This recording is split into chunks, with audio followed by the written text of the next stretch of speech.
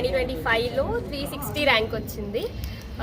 First దీని అంతటికీ కారణం రాయలం ఫ్యామిలీ కుటుంబ సభ్యులందరూ. రాయలం కృష్ణారెడ్డి మా తాతగారు, ఆయన కొడుకు శ్రీరాములు రెడ్డి మా నాన్న.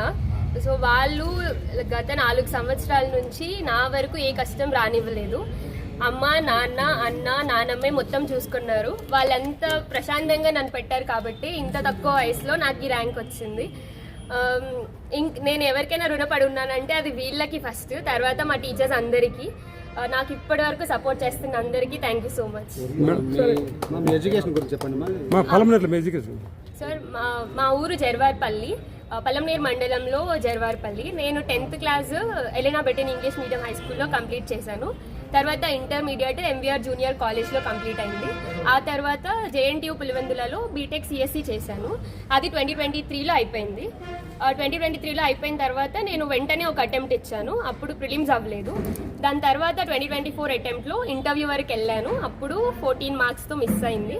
సో వెంటనే మళ్ళీ అప్పుడు నేను ఇవ్వను అన్నాను. యాక్చువల్గా అటెంప్ట్ ఇంకా నాకు అదృష్టం లేదు, ఇవ్వను అన్నాను. అప్పుడు అన్న, నాన్నే మోటివేట్ చేసి, ఇంట్లో పరిస్థితులు అప్పుడు ఏం బాగాలేవు కానీ నన్ను ధైర్యం చేసి హైదరాబాద్ మళ్ళీ పంపించారు. 20 రోజులే ఉన్నింది అప్పుడు ప్రిలిమ్స్కి. వాళ్ళు ధైర్యం చేసి పంపించారు కాబట్టి మళ్ళీ నేను రాశాను.